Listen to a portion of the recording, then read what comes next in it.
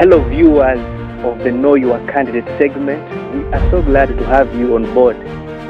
In today's segment of Know Your Candidate, we are honored to be hosting one of the candidates running for mayor, Kasese Municipality.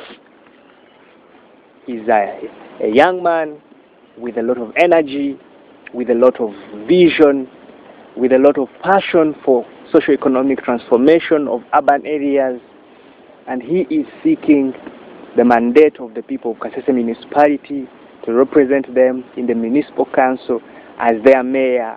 And he has a set of ideas he has in stock for us to tell us what he intends to do in his first 5 years in office.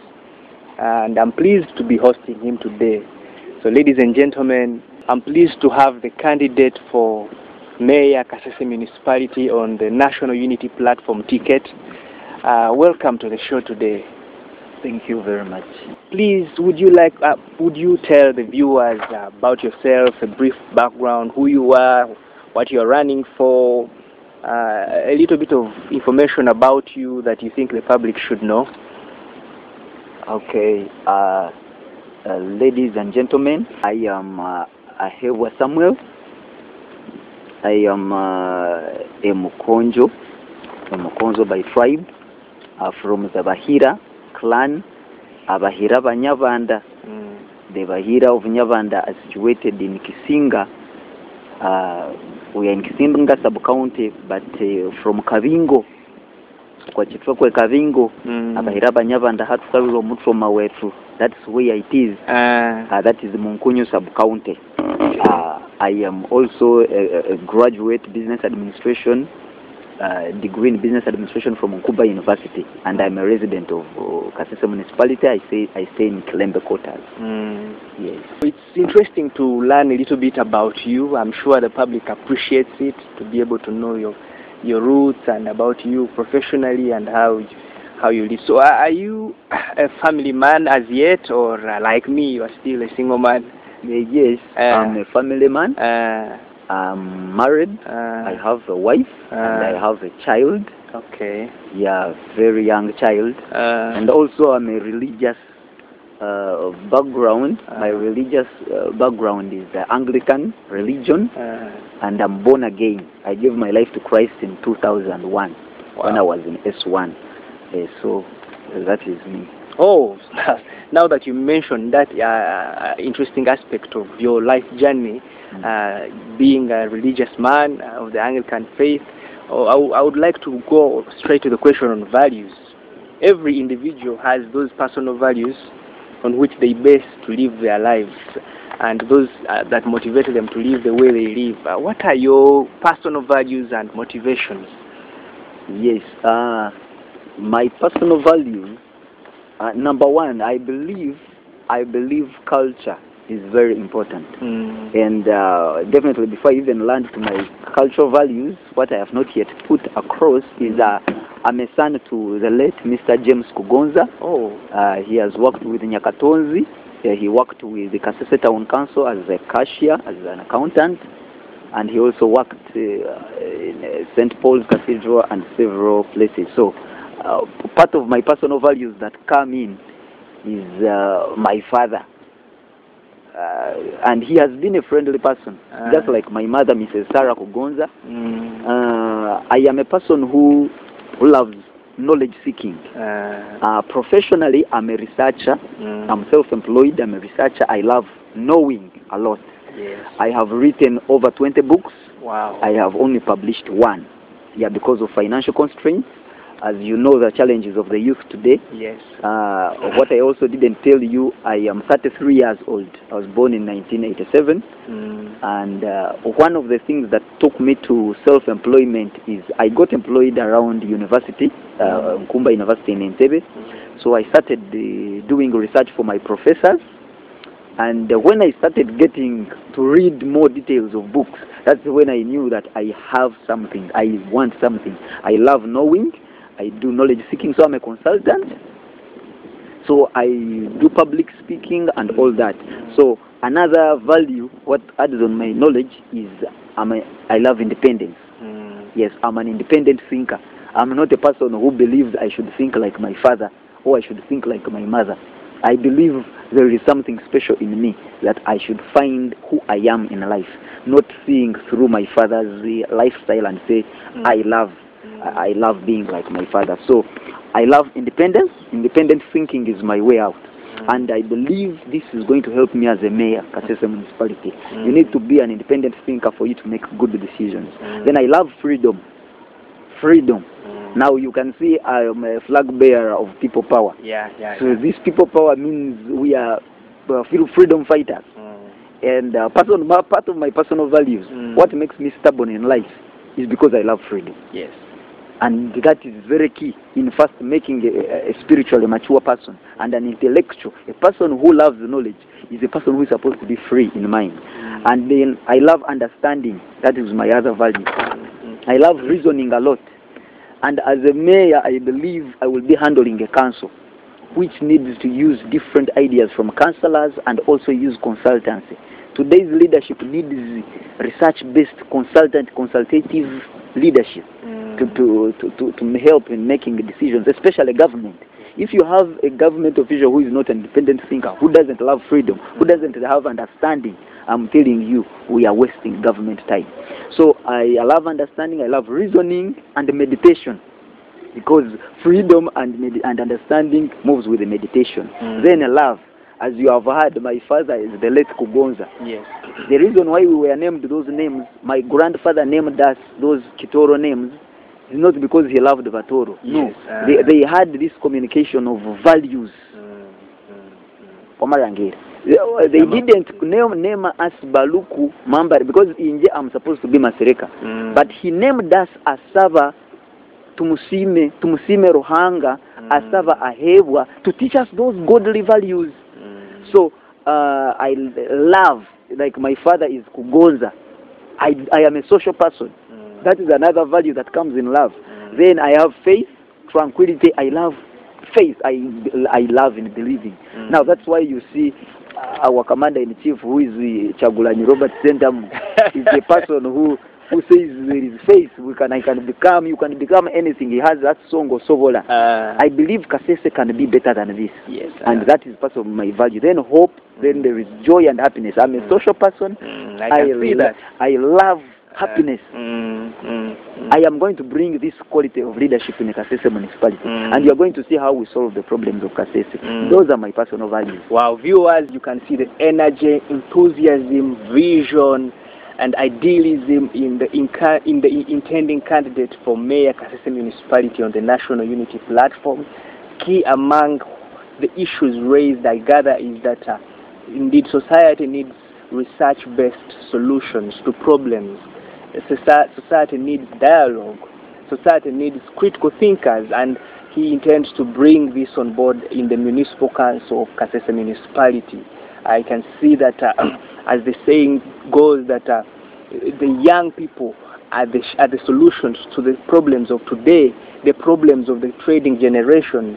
It is clear in what he says that he has the idealism, the strength and charisma to be able to bring the charm, the inspiration to everyone involved in decision making in the municipality of Kasese, which begs the question, as he comes on board to become mayor, if he is elected in 2021 February, what are these key things he intends to do? What are those highlights of the things we should expect to see in his first few years in office?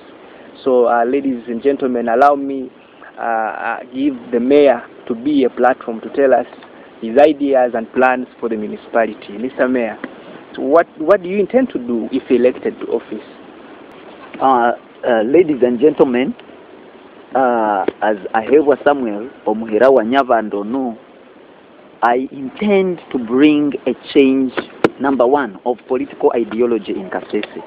There is a problem in Kasese. Since I was born in 1987, I have seen Kasese politically, I have seen it socially, economically, intellectually and spiritually.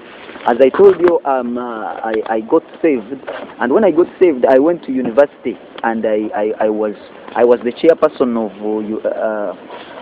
Mkumba University Wenzuru Students Association. From there, I became a pastor, at university for some church. It's called Christ Embassy Church. It's an international church. And I discovered that there is a big problem. As a born-again Christian, as a man of God, I saw the problems that we are always praying for. Problems like poverty. These are things that we have been praying for, but they are intended things that are existing by people's action. One of the key, the vision of Kasese local government is a poverty-free society. You can imagine. Poverty-free society, that is the vision of the local government. But up to now, poverty is still multiplying. You see, I'm educated, but my rate of poverty actually still now. Now with the kid, I cannot even afford to pay him school fees in Madakea. That is my former school. Madakea, it's very expensive. Private schools are very expensive. I want to give you another example of the poverty in Kasese. I have my brother, my elder brother, who is now an engineer. He used to study from Kasese Primary. Remember, Madakea started after Kasese Primary. Kasese Primary was a star-producing school. But you can see UPE school was producing people who are getting 4 points. 4 points, 4, 5, 5, 5, 5. He's now an engineer. They have very many who are doctors. I have another cousin who is a doctor. And I am showing you that right now, Kasese, by the time I was finishing P7, Kasese Primary was no more. Why? All the teachers who were in Kasese Primary went to Madakea. It was a private school. They had the teaching materials. They were well motivated. They were paying you very well. And right now, the teachers who went to Madakea made their own schools, like Unique Valley and all that. All these were teachers, the Kama Shambas, who made the Rock Primary School.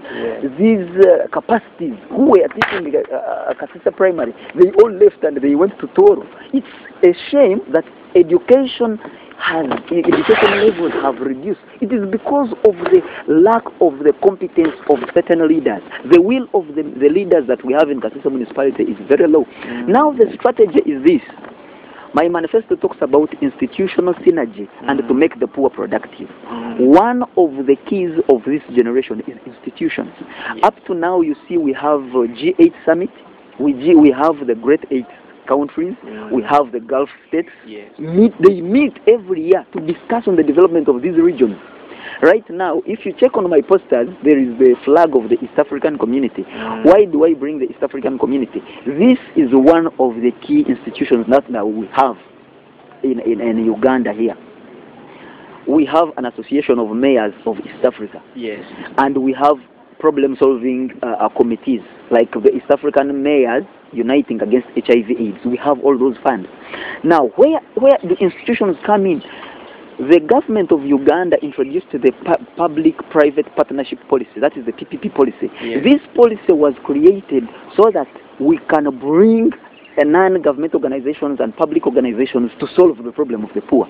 Because at local level, we don't have enough tax base. That's number one. So they created this policy so that we can reach the poor very easily by bringing organizations like ACODEV, Save the Children, or FURA. How do we synergize? How do we create this synergy? It is the will of the mayor who I am, Ahebwa Samuel, because I have researched. The big problem is how can we reach all the poor people? How can we reach the orphans? How can we reach the widows? How can we reach the widowers? The issue is this. Now, for example, I currently visited Kanyangea, and up to now people are sleeping in what? Are sleeping in papers, these paper bags. As a result of the floods? As a result of the floods. And up to now, they have never solved them. But it is a simple issue. The PPP policy is there to help the mayor to do these things. But it has been very poor because the lack of that idealism. That idealism to help the municipality reach the poor. Now, this is how my institutional synergy is going to work.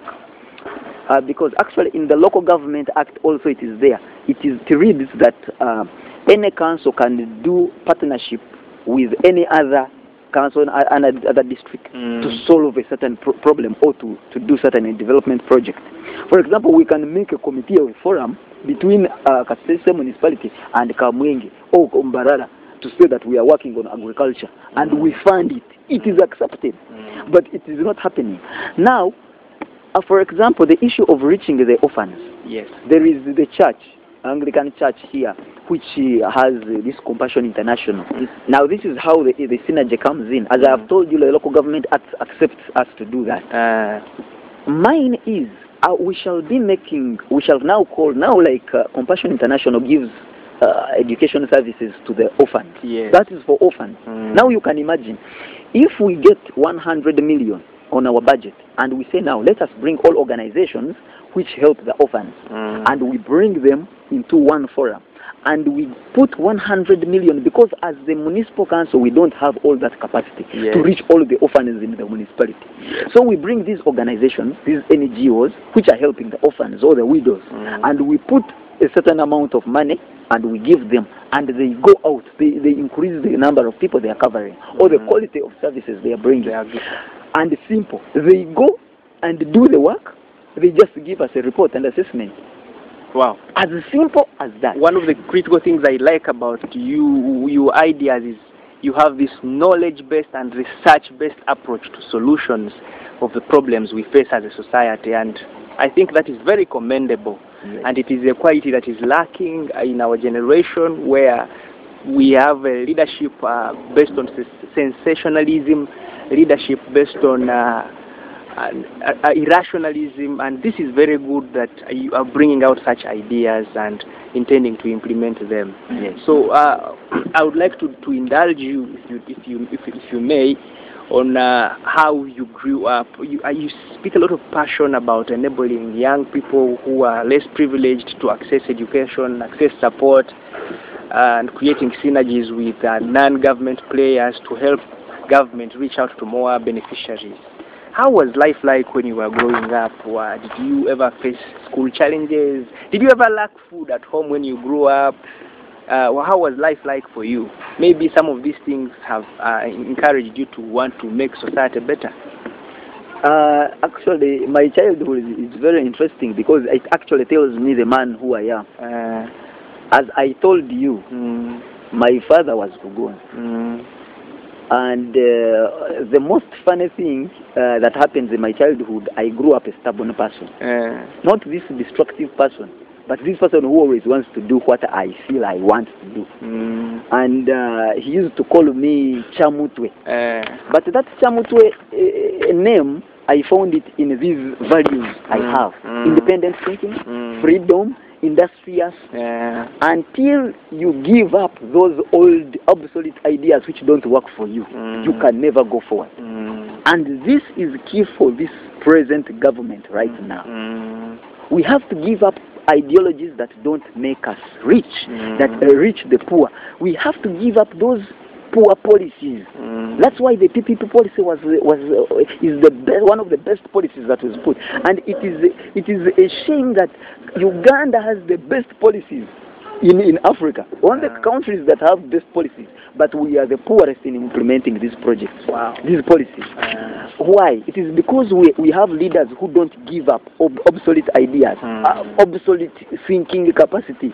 So that is how I grew. I grew up that kind of person who believes in something which gives me freedom, which gives me knowledge, which gives me understanding. And this is what I'm bringing actually in my leadership at the municipal council. Wow. Yes. So it's really good to understand your motivations, what you intend to do. I know that the viewers must be excited about these all ideas, and I know that this platform, Know Your Candidate digital campaign, is going to provide a very great platform for a lot of people who may not have had time to engage with you one-on-one, to have a chance to watch you as an individual wherever they are, maybe in their beds or in their sitting rooms, or out there having a drink with friends.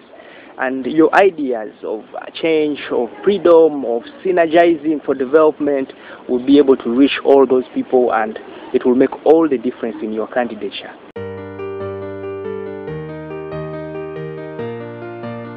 We've heard a lot from our candidate for Mayor Municipality, Kasese Municipality, on the Noop platform, and I've been wondering, as a person, what are those little things in your life that you look back on and you laugh and you can't seem to forget? The two things, that I surely remember. Actually, it was hard for me to think about those things, but they are there. The two things. One, it was in when I was in high school. I studied from Chamuhunga Secondary. I was in A-level. I was in S6. So I was in charge of the debate. Yes. And as short as I am, you're not short, my friend. I chased all the students around the whatever the school. I was not a prefect, but in charge of debate. So I chased them. I went to the pond side to chase them because it was always Friday after lunch. So the whole hall was full of students. And funny enough, I am a soccer fan, and it was World Cup time.